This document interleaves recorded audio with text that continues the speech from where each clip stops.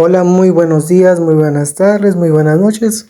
Eh, Mi nombre es Luis Marco Ríos Martínez y les voy a hablar sobre lo que son los sistemas penitenciarios.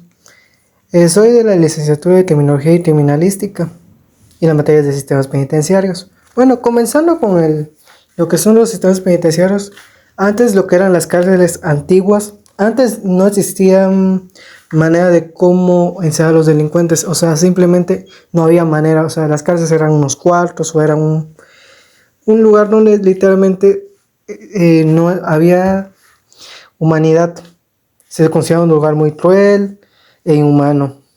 Hasta que llegó la pseudo-humanización de las prisiones, cuando esto fue en 1777, cuando las personas visitaron las cárceles, vieron el estado en el que se encontraba, por lo cual estas comenzaron a, de cierta manera, a mejorarlo, no solo en una parte, que en este caso comenzó de la parte de Londres, sino no en Estados Unidos y en otros países. También hablando sobre el aspecto del sistema celular, este fue también en cierta parte por el desarrollo y la pseudo-humanización, en el cual simplemente se centraba en que los presos se creía que si se acercaban a lo que era la iglesia, estos podían ser rehabilitados y hasta curados en esos tiempos.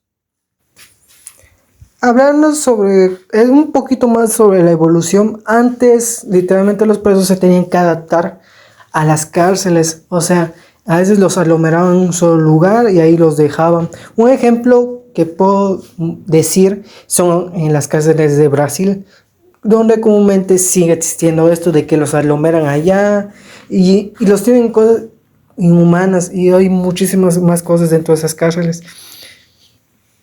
Hablando sobre los tipos de sistemas penitenciarios, existen tres. La inspección central, el sistema en espima y los pabellones autónomos. En primero se centra de la inspección central, simplemente es que este se centraba más en separar lo que era hombres y mujeres. El segundo se centraba más en tipo de cuarto que parecía un telégrafo. Y el de pabellones simplemente era separar a los criminales, que quienes eran más peligrosos, que quienes eran, o que si alguien cometió homicidio, que a quien cometió robo. O sea, eran aspectos que se tomaban en cuenta. Hablando también un aspecto sobre lo que es la seguridad en prisión, en sí las cárceles proyectan mucho lo que es esta seguridad, debido a que en sí muchos reos tratan de escapar, o inclusive a veces también se centran en los materiales, que si falta esto, que si falta lo otro. ¿Por qué? Porque hay a veces que los mismos reclusos agarran y usan eso para escapar.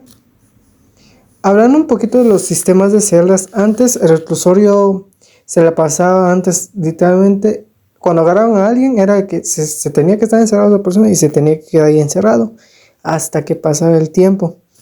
Un aspecto de que ahora, en los tiempos actuales, que podría recalcar, es que ahora simplemente se usa la celda para lo que es el aspecto de que nada más descanse y duerma, en pocas palabras.